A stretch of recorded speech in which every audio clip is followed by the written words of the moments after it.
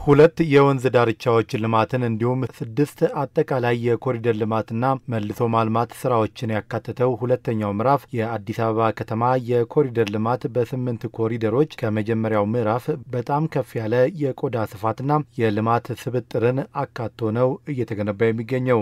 የከተማ አስተዳደሩ ከፍተኛ የስራ ኃላፊዎች በሁለተኛው ምዕራፍ የሚገነቡ የኮሪደር ልማት ስራዎች አፈጻጸምን በመስክ ተዘዋውሮ በጎበኙበት ወቅት ከንቲባ አዳነች አቤቤ እንደተናገሩት 135 ኪሎ ሜትር የመንገድ ርዝመትና ከ3000 ሄክታር መሬት በላይ የሚሸፍነው የሁለተኛው ምዕራፍ የኮሪደር ልማት በጥሩ የአፈጻጸም ሂደት ላይ ይገኛል። በግምገማችን ተጀምረው የተጠናቀቁ በርካታ ስራዎች እንዳሉ አይተናል።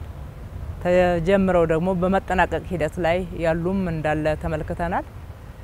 አንዳንድ ቅድመ ሁኔታዎችን ቀድሞ ከመጨረስ አንጻር ደግሞ ትንሽ ዘግየት ብለው የተጀመሩ ስራዎች አሉ። እነሱም በጥሩ ሁኔታ ተያይዘዋል። በርካታ ስራዎች ባቀድነው መሰረት እየሄዱ እንደሆነ በግምገማችን አይተናል። በጥሩ ሁኔታ እየሄደ ነው ያለው። የሁለተኛው ኮሪደር የመንገድ አጠቃላይ ርዝመት 135 ኪሎ ሜትርን የሚሸፍን ነው።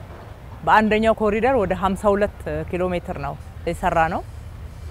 የቦታውንም ስፋት ከቨር የሚያደርገውን ኤሪያ ስንመለከት ከ3000 ሄክታር በላይ የሚሸፍን ነው የሁለተኛው ኮሪደር።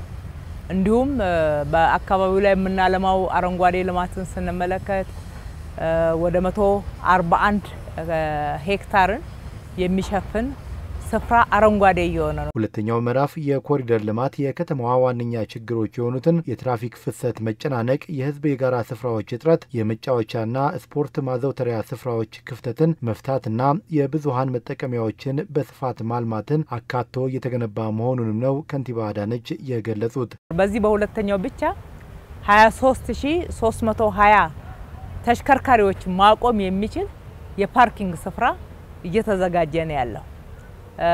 በርካታ ተርሚናሎች በመጠናቀቅ ሂደት ላይ ነው ያሉ፣ የተጠናቀቁም አሉ ማለት ነው። ይህም ብቻ አይደለም። በሁለተኛው ኮሪደር ወደ 112 የሚሆኑ የህዝብ መጸዳጃ ስፍራዎች እያለቁ ነው ያሉት። ህንጻ እንኳን ብንል በአንደኛው ኮሪደር ወደ 700 የሚደርሱ ህንጻዎችና ቤቶች ነው ያደስ ነው። በሁለተኛው ኮሪደር ግን ወደ 2669 ህንጻዎችን እያደስ ነው። አብዛኛዎቹ እያለቁ ነው። በአጠቃላይ ከተማችን ውስጥ በርካታ የህፃናት መጫወቻዎች፣ የመጫወቻ ስፍራ ብቻ ሳይሆን ደግሞ የህፃናት ማቆያዎች፣ የስፖርት ማዘውተሪያ ስፍራዎች፣ የስፖርት ፓርክ፣ ህዝብ ወጣ ብሎ ነፈስ የሚልበትና በጋራ የሚቆይባቸው የፐብሊክ ፕላዛዎች ሰፋ አድርገን ነው እየሰራን ያለ ነው። ይሄ እንግዲህ በጋራ ህዝብ የሚጠቀምበት ነው። ለግለሰብ ጥቅም አይደለም፣ ለአንድ ሰው ጥቅም አይደለም። በሌላ በኩል አሁን እየሰራንም ወደ 62000 የሚሆኑ የከተማችን ነዋሪዎች ኮንትራክተሮቹን ትተን ተቀጣሪ ሰራተኞችና ማህበራትን ብቻ ከወሰድን 62000 የሚሆኑ ስራ ዕድል አግኝተዋል። 42 ኪሎ ሜትር የወንዝ ዳርቻ ልማትን ያካተተው ሁለተኛው ምዕራፍ የኮሪደር ልማት ከወንዞች ብክለት ጋር ተያይዞ በነዋሪው ላይ የሚያጋጥሙ ችግሮችን ለመፍታት ከፍተኛ ጠቀሜታ ያለው መሆኑ የተገለጸ ሲሆን ነገር ግን ወንዞችን ከብክለት መከላከል ላይ የነዋሪው ህብረተሰብ አስተዋጽኦ የጎላ መሆኑን ነው በግምገማው የተሳተፉ አመራሮች ያነሱት። እንዴት አድርጎ መሰረታዊ የጤና ችግር ህዝብ ላይ ያደረሰ እንደሆነ ስንሰማ ደንግጠን የተነሳ ነው። ደንግጠን ከምንም በላይ ይሄ ልማት ቅድሚያ ሊሰጠው ይገባል ብለን 42 ኪሎ ሜትር የወንዝ ዳርቻ እያለማን ያለ ነው። እንደሌላው ኮሪደር በጣም ፈጥኖ የሚያልቅ አይደለም በባህሪው። ነገር ግን በዚህ በጀት አመት እኔና 42 ኪሎ ሜትር ለመጨረስ ደግሞ በከፍተኛ ቁርጠኝነት እልህ ገብተን እየሰራን ያለ ነው። ሰውን የመታደግ ጉዳይ ስለሆነ ነው። ወንዞቹ አሉ ማለት አይቻልም። ቆሻሻ ከየአካባቢው የፈሰሱ ቆሻሻዎች ናቸው እንጂ ውሃ ነው ማለት ወንዝ ነው ማለት የሚያስደፍር አይነት አይደለም ያለው። ስለዚህ ያንን መመለስ የሚያስችለው ሁሉም የከተማ ነዋሪና ባለድርሻ አካላት ጋር ተባብረን መስራት ከቻልን ንጹህ የሆነውን አካባቢ መልሰን ለመጠቀም ያስችለን ዘንድ ከነዋሪዎቹ የሚመጡ ጽዳጆችን ወደ ወንዙ የመልቀቅ ጉዳዮች መቆም አለባቸው። ከዚህ አንፃር በየአካባቢው የሚደረጉ እርምጃዎች አሉ። እኛ ለማስተማሪያነት ነው እንጂ እርምጃ በመውሰድ ሰውን ለመቅጣት አይደለም ታስቦ እየተደረገ ያለው ግን ስርዓቱ ግን መከበር መቻል አለበት። በመስክ ግምገማው የኮሪደር ልማቱን በፍጥነት ለማስኬድ በሚደረገው ጥረት ያጋጠሙ ተግዳሮቶችን ለመፍታት የሚያስችሉ አቅጣጫዎች መቀመጣቸውም ተገልጿል።